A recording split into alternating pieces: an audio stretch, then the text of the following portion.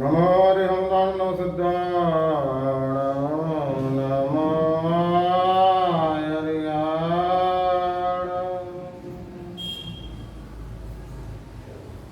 नमो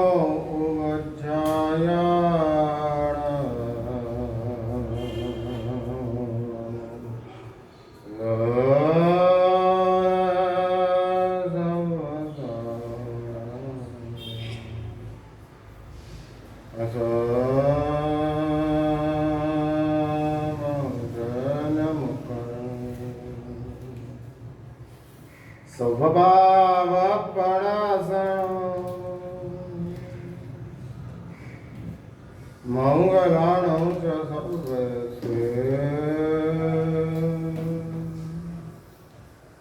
पद्मं हवये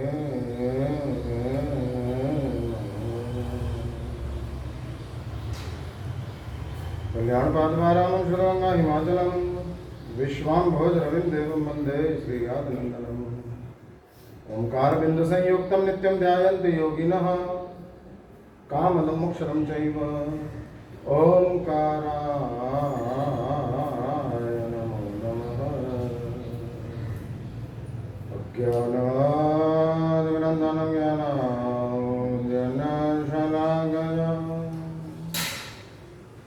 नेत्रमुन्मीलितं येन तस्मै श्रीगुरवे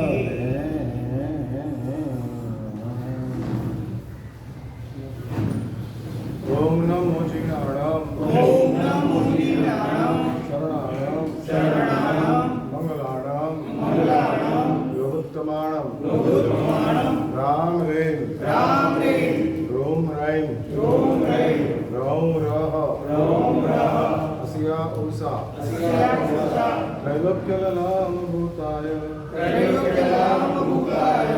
क्षुद्रोपद्रवशमनाय हरहते नमः स्वाहा ओम नमो जीर्णाणां शरणाणां मंगलाणां योगोत्तमाणां राम रेम रोम रैम रौम रह असिया उषा त्रैलोक्यललाम भूताय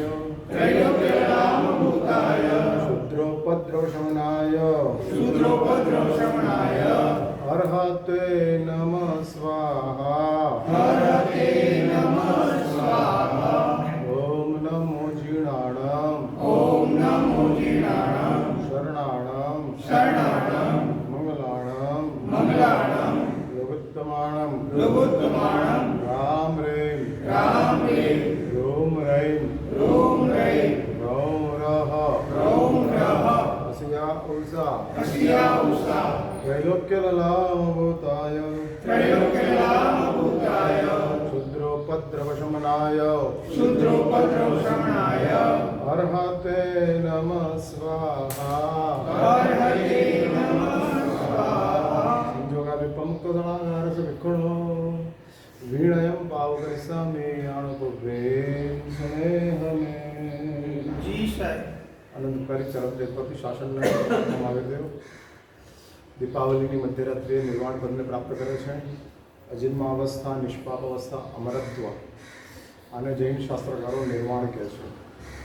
અજન્મ અવસ્થા, જન્મ ખતમ થઈ ગયો, હવે જન્મ ક્યારેય લેવાનો નથી એવી એક સ્થિતિનું સર્જન આપણા આત્માની પ્રકૃતિનું સર્જન થાય છે. અને એ સર્જન પ્રાપ્ત થતાં પૂર્વની અંદર શાસ્ત્રો એવું કહે છે નિર્વાણ પદને પ્રાપ્ત કરે છે. નિર્વાણ પ્રાપ્ત કરતાની સાથે અજન્મ અવસ્થા જે આત્માની હતી તે પ્રગટ થાય છે. નિર્વાણ પ્રાપ્ત કરતાની સાથે શાસ્ત્ર એવું લખે છે કે આપણા આત્માની નિષ્પાપ દશા જે છે, એક પણ પાપ નથી. આ કેવી એક ધન્ય સ્થિતિ હશે. અત્યારે પાપ જાગેલું નથી તો પણ આટલી આપણી શાંતિ છે, તો જ્યારે પાપ હોય જ નહીં ત્યારે કેટલો આનંદ હોય. પાપ ન જાગે ત્યારે શાંતિ હોય, પાપ ન હોય ત્યારે આનંદ હોય. હા, પાપ જાગ્યું જ ન હોય, પાપ ઉઠતું જ ન હોય ત્યારે જીવનમાં શાંતિ હોય. એટલે પાપનો અભાવ તે શાંતિ છે. પાપનો અભાવ અને પાપનો નાશ તે આનંદ છે. અભાવ અને નાશ આની અંદર ફરક છે. અભાવ મીન્સ અત્યારે જાગ્યું નથી, અત્યારે શાંત છે, વળી પાછું કોઈ નિમિત્ત મળી જાય, સંસ્કારો જાગૃત થઈ જાય તો પાપ આવી શકે તેમ છે. પાપ બે રીતે જાગે છે. શાસ્ત્ર એવું કહે છે કે કાં નિમિત્તથી જાગે, કાં સંસ્કારોથી જાગે. નિમિત્ત એટલે એવા સંયોગો પ્રાપ્ત થયા કે જેના કારણે પાપ જાગી ગયું. તમે ટીવી સામે બેઠેલા હતા અને વાસના જાગી ગઈ, નિમિત્ત મળ્યું. જો ટીવી સામે ન બેઠા હો, જો આવા કોઈ દ્રશ્યો જોયા ન હોય તો પાપ જાગત નહીં. એટલે શાસ્ત્ર એવું કહે છે, સમજો કે પાપની દુનિયાની 100% છે તો 100%ની અંદર 70% પાપ એવા છે કે જે નિમિત્તોથી જાગે છે. આ માનવ જીવનની એક બહુ મોટી ઉપલબ્ધિ છે, બહુ મોટી ઉપલબ્ધિ, જબરજસ્ત ઉપલબ્ધિ. નિમિત્ત ન મળે અને પાપ ન જાગે એવી એક શાંત સ્થિતિ આવે છે.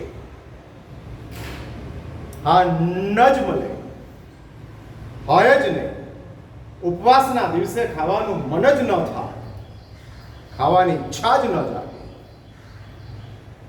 હા, નિમિત્ત છે, પચખાણ લીધું ઉપવાસનું અને ખાવાની ઈચ્છા ખતમ થઈ. હા, ચાલી ગઈ અને આ ખતમ થઈ ગયું. પાપ ન કરવું તે પાપનો અભાવ નથી, પાપની ઈચ્છા ન થવી તે પાપનો અભાવ છે. ભાઈ, પાપ ન કરવું એ તો પશુઓ પણ નથી કરતા. કોઈ હોટલોની અંદર પશુઓ જતા નથી, કોઈ સિનેમાઓની અંદર પશુ જતા નથી, કોઈ પિકનિક ઉપર પશુઓ જતા નથી, કોઈ ખોટા કામ વધારે કક્ષાના, ભયાનક કક્ષાના જે કહેવાય ખૂનામરકી પશુઓના જીવનમાં નથી કરતા. ઈચ્છા નથી તેવું નથી. હા, અને એટલે જ શાસ્ત્રો કહે છે કે પાપ ન કરવા, ઇન સેન્સ પાપની ઈચ્છા ન થવી. આ ઈચ્છા જ ન થાય, આવી એક સ્થિતિનું સર્જન થાય. અને એ સ્થિતિનું સર્જન શાસ્ત્ર એવું કહે છે કે 100માંથી 70% એવી વ્યવસ્થા છે, એવી જગ્યાઓ છે કે જો તમે ત્યાં ન પહોંચો તો તમને પાપની ઈચ્છા જ ન જાગે જ. અને પાપની ઈચ્છા ન જાગે એ બહુ મોટી એક શાંતિ છે. હા, ઈચ્છા જ નથી. ઊંઘની અંદર જે શાંતિ છે એ શેની છે? ઈચ્છા ન હોવી તે છે. ઈચ્છા જ નથી. તમામ ઈચ્છા ચાલી ગઈ છે નિદ્રાની અંદર, માટે નિદ્રામાં શાંતિ છે. હા, માટે નિદ્રાની અંદર શાંતિ છે. અને એ શાંતિ શાસ્ત્ર એવું કહે છે કે જો નિમિત્તોથી દૂર થઈ જાય. ધર્મનું કામ પહેલા નંબરની અંદર શાસ્ત્રો એવું કહે છે કે વ્યવહાર ધર્મ જે છે, વ્યવહાર એટલે તમે જે ક્રિયાકાંડ, ઔષધ, આરાધના કરો છો તે બધો વ્યવહાર, અને વ્યવહાર ધર્મની તાકાત છે તમને પાપથી દૂર રાખે. એટલે કે પાપની ઈચ્છા તમને થવા જ ન. હા, થવા જ ન. ભાઈ, મારે પેનની જરૂર છે અને હું પેન જાતે લેવા જાઉં અને હું તમારી પાસે પેન મંગાવું, એમાં ફરક શું? તમારી પાસે પેન મંગાવશો, તમે સ્કૂટર ઉપર જઈને લાવશો, હિંસા થશે.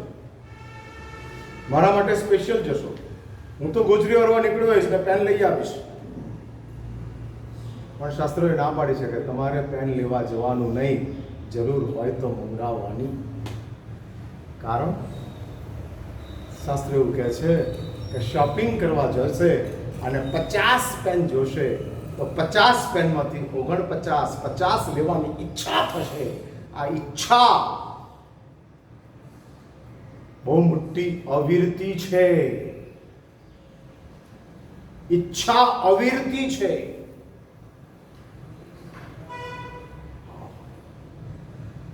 આગ્રહનો અર્થ શાસ્ત્રો કહે છે મિથ્યાત્વ છે, ઈચ્છાનો અર્થ શાસ્ત્રો કહે છે અવિરતિ છે. આ અવિરતિ અને અવિરતિની અંદર છે. કંટ્રોલમાં નથી અને આ જોઈએ જ એ આગ્રહ આવે એટલે શાસ્ત્રો કહે છે મિથ્યાત્વ. ઈચ્છા આગ્રહની અંદર ટ્રાન્સફર થઈ જાય, અવિરતિ મિથ્યાત્વની અંદર ચાલી જાય. અવિરતિનો અર્થ શાસ્ત્ર એવું કહે છે કે ચરમાવર્ત કાળ છે. મિથ્યાત્વનો અર્થ શાસ્ત્ર એવું કહે છે કે અચરમાવર્ત કાળ હોઈ શકે છે. ભાઈ ચરમાવર્તની અંદર પણ મિથ્યાત્વ હોય, પરંતુ એમ હું જનરલ કહી શકું છું. હા, એટલે ઈચ્છા ખરાબ છે કારણ કે આગ્રહમાં જઈ શકાય છે અને માટે શાસ્ત્રોએ અમને ના પાડી કે તમારે જાતે શોપિંગ કરવા જવાનું નહીં, દુકાનમાં જવાનું નહીં. તમે જાતે જશો અને આ નિમિત્તોને આધીન આપણો જીવ છે. આપણો જીવ એટલે આપણું મન છે. માનવ જીવનની અંદર જીવની તાકાત કરતા મનની તાકાત વધારે છે. જીવ એટલે આત્મા, મન એટલે પૂતગલ અને મન એટલે જ ઈચ્છા. અને મનની તાકાત માનવ જીવનની અંદર સૌથી વધારે છે, સૌથી વધારે. અને એ મન જ્યારે નિમિત્તોને આધીન થઈ ભટકે છે ત્યારે શાસ્ત્ર એવું કહે છે કે પાપ જાગૃત થાય છે. એટલે જો તમારા જીવનની અંદર અશાંતિનું કારણ ઈચ્છા છે, આ ઈચ્છા જાગૃત થઈ અને અશાંતિ જાગૃત થઈ, માટે જ શાસ્ત્રોએ કીધું કે પાપનો અભાવ એ શાંતિ છે અને પાપનો નાશ તે આનંદ છે. પાપનો નાશ થઈ ગયો, ખતમ થઈ ગયો. હા, કોઈ છે જ નહીં. એવી એક નિર્વકાર અવસ્થા જાગૃત થઈ ગઈ, સંપૂર્ણ નિર્વિકાર, પૂર્ણ. અને એવો એક આનંદ જાગૃત થાય, એવો આનંદ જાગૃત થાય કે જે આનંદના કારણે હવે પાપની દુનિયામાં પ્રવેશ કરવાનો મન જ ન થાય. હા, એ આનંદ, એ પ્રસન્નતા. કેમ? નાશ થઈ, ખતમ થઈ. અભાવ અને નાશ એટલે જ શાસ્ત્રોએ કીધું કે સિદ્ધ અવસ્થાની અંદર નિષ્પાપ દશા છે, પાપનો નાશ છે, આનંદ જ છે. અજન્મ અવસ્થા, નિષ્પાપ અવસ્થા. અને શાસ્ત્રો એવું કહે છે અજન્મા થઈ ગયા, નિષ્પાપ થઈ ગયા માટે અમરત્વની પ્રાપ્તિ થઈ. મારનાર કોણ? ત્યારે શાસ્ત્રો કહે છે કે પાપ. પાપ કર્મથી મૃત્યુ, આયુષ્ય કર્મનો અભાવ થઈ ગયો. એનો અર્થ છે કે પાપ જાગૃત થયું, આયુષ્ય કર્મ તૂટ્યું અને આપણે મૃત્યુ પામ્યા. પાપ થી મોત. હા, પાપ ક્યાંથી આવે? અને ત્યારે શાસ્ત્ર એવું કહે છે કે જન્મથી પાપ, જન્મમાંથી પાપ, પાપમાંથી મોત. અને એટલે જ શાસ્ત્રએ વાત બતાડી કે પ્રભુ નિર્વાણ પદને પ્રાપ્ત કરતા પૂર્વમાં પોતાના સાધુ અને સાધ્વીજી ભગવંતો માટે અંતિમ ઉત્તરાધ્યન સૂત્ર એ પરમાત્માનું વસિયતનામું છે. વસિયતનામું એટલે સમજ્યા ને? વિલ. મરણોત્તર પરમાત્માની ઈચ્છા. પ્રભુ વિતરાગ છે એટલે ઈચ્છા જેવી વસ્તુ હોતી નથી, પણ પરમાત્માનો ઉપદેશ કે હું આવતીકાલે નથી, પણ હું આ ઉપદેશ આપીને જાઉં છું કે જે તમને મારા નિર્વાણ પછી પણ કામ લાગશે. હું ચાલ્યો જઈશ, ઉપદેશ મારો નહીં હોય, પણ મારા ઉપદેશની જગ્યા આ ઉત્તરાધ્યન સૂત્ર લઈ લેશે. અને તે ઉત્તરાધ્યન સૂત્રની અંદર પહેલા અધ્યયનની અંદર સુધર્મા સ્વામીજી મહારાજ પોતાના શિષ્યોને કહે છે આણું પવ્યન સુણે હવે તમે આનું શ્રવણ કરો. મેં તમને પરમ દિવસે કીધેલું, શ્રવણ એ બહુ મોટી એક ક્રાંતિ છે. આચરણ છે ને એ શાંતિ છે, શ્રવણ ક્રાંતિ છે. તમે આચરણ કરો એટલે શાંતિ આવી જાય કે ચલો આપણે આટલું કરીએ છીએ, બહુ થઈ ગયું, 108 નવકાર ગણીએ છીએ, માળા ગણીએ છીએ, પૂજા કરીએ છીએ, શંખેશ્વર જઈએ છીએ, એટલે શાંતિ. ધારો કે કોઈ શ્રાવક કે કોઈ શ્રાવિકાને દિવસમાં આટલું કરવાનું એવું નક્કી કર્યું હોય અને એટલું સાંજ પડે થઈ જાય એટલે એમ કે હાશ બધું થઈ ગયું, શાંતિ.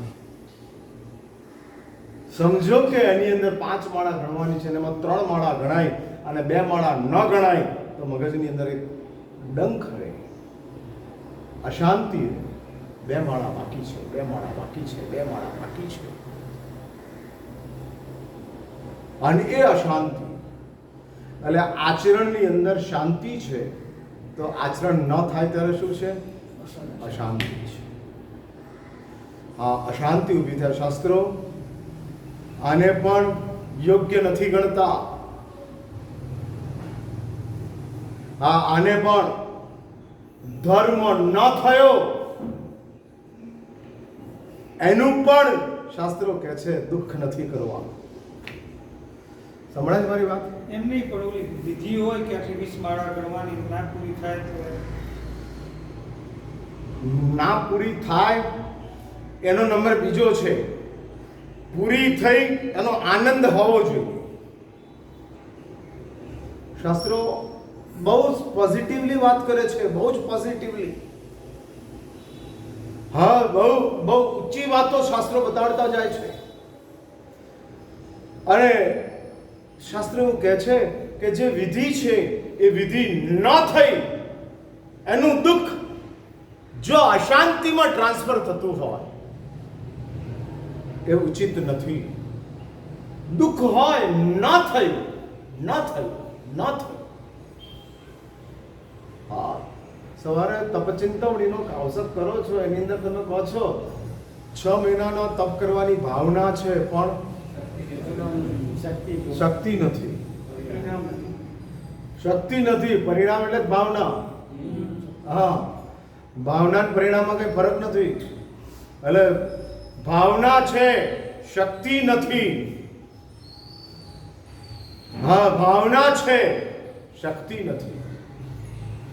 શક્તિ નથી એનું દુઃખ હોય, એની અશાંતિ ન હોય. હા, એનું દુઃખ. હા, દુઃખ હોય. 2 વાત હું બતાડું છું. પાપ કર્યું એનું દુઃખ હોય અને ધર્મ ન કર્યો એનું દુઃખ હોય. આ 2 દુઃખોની અંદર ડિફરન્સ શું? હા, પાપ કર્યું તેનું દુઃખ. સમજો કે કરવાનું નહોતું અને કરી લીધું. તમને ખબર નહોતી અને સૂર્યાસ્ત પછી તમે ખાઈ લીધું, એનું એક દુઃખ ઊભું થયું. ત્યારે શાસ્ત્ર એવું કહે છે કે આ દુઃખને પણ અશાંતિમાં મત લઈ જાઓ, પશ્ચાતાપમાં લાવો.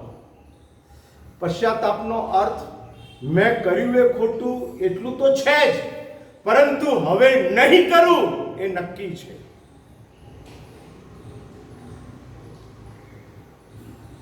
કર્યું એનું દુઃખ, નહીં કરવું એનો સંકલ્પ. આનું નામ પશ્ચાતાપ. ખોટું કર્યું, ખોટું કર્યું, ખોટું કર્યું, ખોટું કર્યું, ચાલે જ રાખે, ચાલે જ રાખે. અશાંતિ, અશાંતિ, અશાંતિ.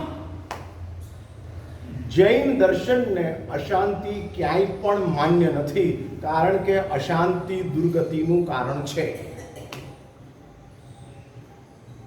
હા, અશાંતિ દુર્ગતિનું કારણ છે. 499 શિષ્યોને નિર્યામણા કરાવી, સમાધિ આપી અને મોક્ષની અંદર, સ્વર્ગની અંદર, સદગતિની અંદર મોકલી દીધા અને પોતે અશાંતિની અંદર ચાલ્યા ગયા. 500 માં ને પહોંચાડી દીધા. અને જ્યારે આચાર્યનો પોતાનો નંબર આવ્યો ત્યારે અશાંતિ પેદા થઈ. દુઃખ અલગ ચીજ છે, અશાંતિ અલગ ચીજ છે. એક વાત સમજી રાખજો, દુઃખ જે હોય છે એ ટેમ્પરરી હોય છે, અશાંતિ જે હોય છે લોંગ ટાઈમ હોય છે. ચાલ્યા જ કરે. ધારો કે તમને મારી સાથે અણબનાવ થયો ને, જેટલી વાર મને જુઓ ને એટલી વાર તમને અશાંતિ પેદા થાય. આ મહારાજ ક્યાં આયા? તમારો ને મારો ઝઘડો થયો ત્યારે તમને દુઃખ થયું, પછી તમને મારા મગજની અંદર જે ઇમ્પ્રેશન પેદા થઈ મારા માટેની ઇમ્પ્રેશન તમને અશાંતિ આપી. મારું નામ આવે તમને અશાંતિ પેદા થાય. શાસ્ત્રો આને બહુ ખતરનાક ગણે છે, બહુ ખતરનાક. એટલે તમે દુઃખમાં ન હો પણ અશાંતિમાં હો. હું જે વાત કરું છું એ સમજાય છે? હા, તમારા મગજની અંદર મારી વાત ઉતરે છે? તમને એવું લાગે છે કે તમે લોકો દુઃખમાં નથી પણ અશાંતિમાં છો? સંસારમાં હોઈએ તો શાંતિમાં જ હોઈએ ને સર. એવું જરૂરી નથી. આ સંસારમાં ઘણા બધા સંસારમાં હતા. મોક્ષની અંદર ગયા, સદગતિની અંદર ગયા, સમાધિની અંદર રહ્યા. એવું જરૂરી નથી. લાઇટનું કામ કરનારાને કરંટ જ લાગે, નો નેસેસરી. ભાઈ ઇલેક્ટ્રિસિટી સાથે કામ કરનારો, પોલ ઉપર ચડનારો, 400 વોલ્ટના જ્યાં આગળ ડીપર છે અને 400 વોલ્ટની જ્યાં ડીપી છે ત્યાં આગળ કામ કરનારાને કરંટ લાગે છે? હા, એને તો અનુભવ હોય, પ્રેક્ટિસ હોય. હા, એટલે બરાબર ને. એટલે ડીપીની પાસે રહે અને છતાંય કરંટ ના લાગે એવું બને ને? હા, તો હવે તમારા સંસારની અંદર રહીને અશાંત ન રહેવું હોય તો બને કે ન બને? ખૂબ જૂજ હોય. હા, એમાં તારો નંબર કેમ નથી? જૂજની છોડ દે વાત. કેમ નથી? શું વાત છે? એટલે આપણે લોકો હંમેશને માટે રેરમાં આવવાનો પ્રયત્ન કરીએ છીએ, રેરની અંદર. એટલે એ વાત બરાબર સમજી રાખો. તમે તમારી અશાંતિઓની ઉપર વધુમાં વધુ એનાલિસિસ કરતા જાઓ, વધુમાં વધુ એનાલિસિસ. અને એકવાર આ માનવ જીવન હાથમાંથી છૂટ્યું અને પશુઓની દુનિયામાં પ્રવેશ કર્યો તો વળી પાછા માનવ થવું લગભગ દુશક્ય થઈ જશે. હવે આપણી પાસે માનવ તરીકે જીવવાના અને પશુ તરીકે નહીં થવાનો જે વેક્યુમનો સમય છે એ 20-25 વર્ષનો વધુમાં વધુ છે. હા, માનવ તરીકે જીવવાનો પણ 25 વર્ષનો અને પશુ તરીકે અટકવાનો પણ 25 વર્ષનો. જો આની અંદર ન અટક્યા અને પશુઓની દુનિયામાં ફેંકાઈ ગયા તો વળી પાછા માનવ તરીકે આવવું બહુ મુશ્કેલ થઈ જશે. ભાઈ, તમે એવું માનો છો કે બહુ આસાનીથી અમે માણસ બની ગયા? હા, તમને મોંઘું શું લાગે? ચશ્મા લાગે કે આંખ લાગે? તો મારું મોઢું જોઈને જવાબ આપો છો કે સાચું બોલો છો? ના, એટલે ચશ્મા તૂટી જાય તો ના બીજા આવે તો મને ખબર છે, પણ ચશ્મા તૂટી જાય તો ટેન્શન ન થાય ને? આંખ છે માટે. હા, એટલે એ તકલીફ શા માટે? આંખ છે. શક્યતા તો એ હતી, પાપ કર્મોનો ઉદય એવો આવ્યો હતો કે જેના કારણે આંખ ફૂટી જાય, એને બદલે ચશ્મા જ ફૂટ્યા.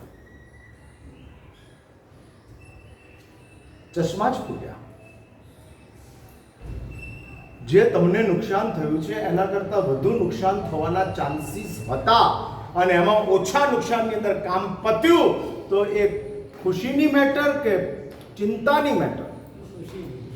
એ ટાઈમે સમજાય નહીં. હા, ક્યારે ન સમજાતું? એ ટાઈમની ક્યાં માડે છે? ક્યારેય નથી સમજાતું. હા, ક્યારેય નહીં. ક્યારે પણ આ વાત યાદ આવતી નથી. એક્સિડન્ટ થયા પછી પણ સ્કૂટર છૂટતું નથી. અને આજ મોટામાં મોટી તકલીફ છે. હા, એટલે મેં છોડી દીધું સંસાર, એટલે હું કાયર. હા, આ એમ કહે છોડી દઈએ તો કાયર. હા, અને સ્કૂટર છોડવું એ નાનો સંસારનો ત્યાગ, સંસાર છોડવો એ મોટો ત્યાગ. એટલે જો નાનું છોડવું એ કાયર ગણાતો હોય તો મોટું છોડે કેવો ગણાય? સુરવીર. મોટો કાયર ગણાય તો નાનું છોડનારો પણ શૂરવીર ગણાય, જો છોડી દે તો. એટલે આપણા જીવનની અંદર બહુ ગંભીર મેટર છે. જો આપણે એવું સમજતા હોઈએ કે બહુ આસાનીથી અમે માણસ થઈ ગયા, કોઈ મહેનત કરવી જ પડી નથી અને માણસ બની ગયા. કર્મ મહાસત્તા મનુષ્ય જીવન આપી આવો એક બહુ મોટો ભ્રમ પેદા કરે છે. તમારું જીવન આસાન બનાવી દે છે અને તમારા સાધન મૂલ્યવાન બનાવી દે છે. તમને મળેલા સાધનો તમને મૂલ્યવાન લાગે છે, તમને મળેલું જીવન તમને નોર્મલ લાગે છે, અને આ કર્મ મહાસત્તા તરફથી તમારા મગજમાં ઊભો કરાયેલો બહુ મોટો ભ્રમ છે, બહુ મોટો ભ્રમ.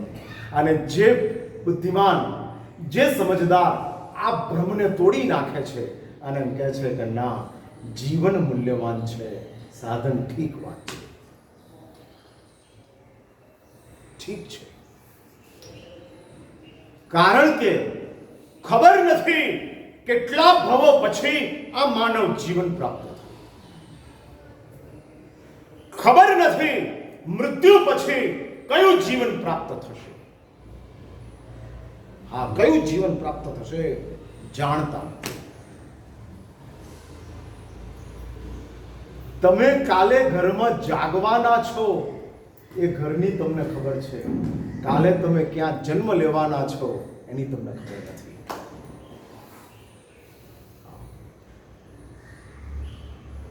એટલે કાલે ઘરમાં જાગવું એ આપણે જાણીએ છીએ, પણ કાલે ક્યાં જન્મ લેવો એ આપણે નથી જાણતા.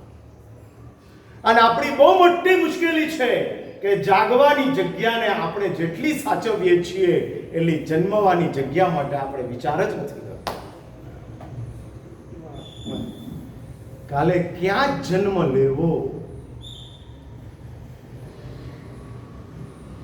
જો કાલે જાગવું નજીક છે તો કાલે જન્મવું નજીક છે. જો કાલે જાગવું દૂર છે તો કાલે જન્મવું દૂર છે.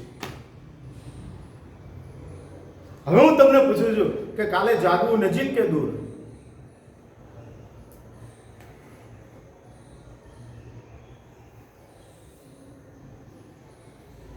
નોકરજી કરીને આયા ને? હા, અમારી વાત અવાજ સંભળાય છે ને? વિચાર કરવો પડે ને, જવાબ ના ના, ઘણી વાર વિચાર કર્યા વિના જ બોલો છો. હા, ક્યારેય તમે વિચારીને બોલતા જ નથી. અમે ખાસ મારી પાસે, બાકી બધે વિચારીને બોલો છો. ઘરવાળી પૂછે તોય તમે વિચારીને જવાબ આપો, ગ્રાહક પૂછે તોય વિચારીને જવાબ આપો, અને હું પૂછું તો હા સીધું બોલી નાખવાનું. એટલે હું પૂછું છું કે કાલે જાગવું એ નજીક કે દૂર? ક્રિયામાં નજીક. હા, જેમાં ગણતા હોય એમાં. એટલે નજીક કે દૂર? નજીક. તો કાલે જન્મવું એ નજીક કે દૂર? જન્મવું એ ક્રિયા જ છે. એમાં કોઈ રિસર્ચ નથી, એમાં કોઈ R&D નથી. એટલે જન્મવું એ ક્રિયા, જાગવું જેમ ક્રિયા છે એમ જન્મવું એ ક્રિયા છે. હા, ચાદરમાંથી બહાર આવવું તે જાગવું, અને પેટમાંથી બહાર આવવું તે જન્મવું. બહાર બેમાં આવવાનું છે. એટલે જો તમે કાલે જાગવું એ નજીક છે તો કાલે જન્મવું તે પણ નજીક છે. જો કાલે જાગવું એ આપણા માટે નક્કી છે તો કાલે જન્મવું એ પણ આપણા માટે નક્કી થવું જ જોઈએ. હા, થવું જ જોઈએ. કેમ એ માઇન્ડમાં નથી રહેતું? આ કે કેમ એ માઇન્ડમાં રહેતું નથી? હકીકતની અંદર એવું છે ને કે ઇનબોક્સ બહુ ભરેલું છે, થોડું ખાલી કર. તારી મેમરી ઓછી છે અને તારી પાસે આવનારા સમાચારો ઘણા બધા છે. એમાં મારો નંબર બહુ પાછળ છે, બહુ પાછળ. તમે આવો છો એટલે હું પાછળ રાખ્યું છું, નહીં આવનારા માટે તો મારો નંબર છે જ નહીં. હા, છે જ નહીં. અને એટલે જ ભગવાન સુધર્મા સ્વામી કહે છે કે ભાઈ, માનવ જીવન, મુનિ જીવન પ્રાપ્ત કર્યા પછી સૌથી મોટી ચીજ છે. અને મનુષ્ય તરીકેના જીવનની અંદર મોટામાં મોટી ઉપલબ્ધિ મેં રવિવારના દિવસે કીધેલું હતું, માણસને એક જ માણસને એવું છે કે જેને સંબંધ પ્રાપ્ત થયા. અને સંબંધને પરિવારની અંદર ટ્રાન્સફર કરવાનું કામ ભગવાન આદિનાથે કર્યું. સંબંધ યુગલિકોની પાસે હતા, પણ પરિવાર યુગલિકોની પાસે ન હતો. આ પરિવાર ન હતો. યુગલિક મા બાપ ટ્વિન્સને જન્મ આપે, જન્મ આપ્યા પછી એમની રીતે એ લોકો મોટા થાય. હા, એમની રીતે. અને એ રીતે એ લોકો મોટા થતા જાય. જે રીતે શરૂઆતની અંદર અત્યારે પશુઓ એના બચ્ચાની કેર કરે છે, એ રીતે યુગલિકો એના બાળકોની શરૂઆતમાં કેર કરે અને પછી એમની રીતે એ લોકો મોટા થતા જાય. કારણ કે એ લોકોની પાસે કોઈ વ્યવસાય નથી, વ્યવહાર નથી, તહેવાર નથી, કશું જ નથી. સંપૂર્ણ પ્રકૃતિની સાથેનું જીવન છે. અને તમે કમાલ તો એ જુઓ કે માણસ પ્રકૃતિથી જીવે તોય સ્વર્ગમાં જાય. નૌકાર ન ગણે, પૂજા ન કરે, સામાયિક ન કરે, પ્રતિક્રમણ ન કરે, પણ માણસ પોતાની જે પ્રકૃતિ, માનવીય પ્રકૃતિ છે, કે જે માનવીય પ્રકૃતિની અંદર હિંસા નથી, જૂઠ નથી, ચોરી નથી, પ્રપંચ નથી, વિશ્વાસઘાત નથી, અબ્રહ્મ નથી, એવી ભયાનક વાસના નથી, અને એકદમ સિમ્પલ નોર્મલ જીવન જીવે છે. તમને ખબર છે, તમારી વાસનાઓ, તમારી ઈચ્છાઓ, તમારી આકાંક્ષાઓ જ્યારે નહોતી ત્યારે તમને બધું આપોઆપ મળતું હતું. ઈચ્છા નહોતી ત્યારે બધું મળતું હતું. ઈચ્છા આવી ત્યારે કશું જ નથી. હા, કશું જ નથી. કલ્પ વૃક્ષ બધી જ જરૂર પૂરી કરી દેતું હતું, કારણ કે ઈચ્છા. સમજાય છે? હા, શું સમજાયું? શું સમજાયું જેપી? ઈચ્છા ના રાખો કલ્પવૃક્ષ સામે છે. હા, તો એ મતલબ નથી ને. શું ઈચ્છા ના રાખો અને કલ્પવૃક્ષ હોય તો શું કરવું? એટલે તો સારું ને. ઈચ્છા ના હોય ને કલ્પવૃક્ષ હોય તો સારું ને, તો સ્વર્ગ મળશે. ના, સ્વર્ગ મળશે. આને તો જાણે કેવું છે કે ઈચ્છાય જોઈએ અને કલ્પવૃક્ષે જોઈએ. હા, બે જોઈએ. હા, બે જોઈએ. એકલા ધન્નાની વૃદ્ધિ નહીં, ધન્ના અને શાલીભદ્ર બે વૃદ્ધિ. હા, એકલા ધન્નાથી શું થાય મારા સાહેબ? એ તો ધન્નાનું બિચારાનું એટલું જ પુણ્ય હતું કે ધન્નો બની શક્યો. શાલીનું એટલું જ પુણ્ય હતું કે બિચારો શાલી બન્યો. હું તો ધન્નો અને શાલી બે બનવા માંગુ છું. હા, એટલે એમ કે છે કે મારે તો એકલી ઈચ્છાય ન ચાલે, એકલું કલ્પવૃક્ષ ન ચાલે, બે જ જોઈએ. અને કુદરત એવું કહે છે કે બેમાંથી એક મળશે, એક નહીં મળે. કારણ કે ઈચ્છા હશે તો કલ્પવૃક્ષ નહીં રહે, કલ્પવૃક્ષ હશે તો ઈચ્છા. હવે ધારો કે આ બેમાંથી એક જ ચીજ હોય તો તમે કઈ ઈચ્છા રાખો?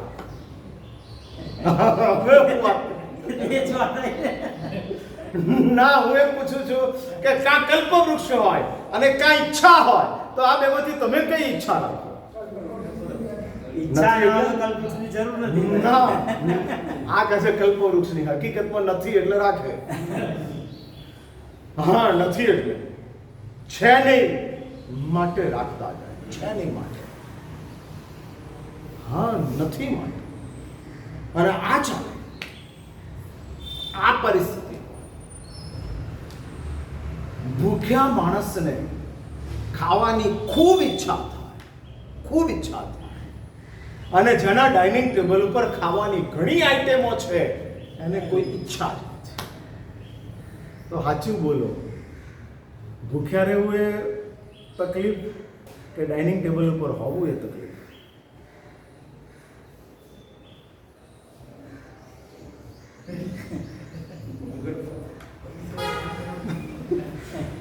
તમારી બહુ મોટી તકલીફ છે.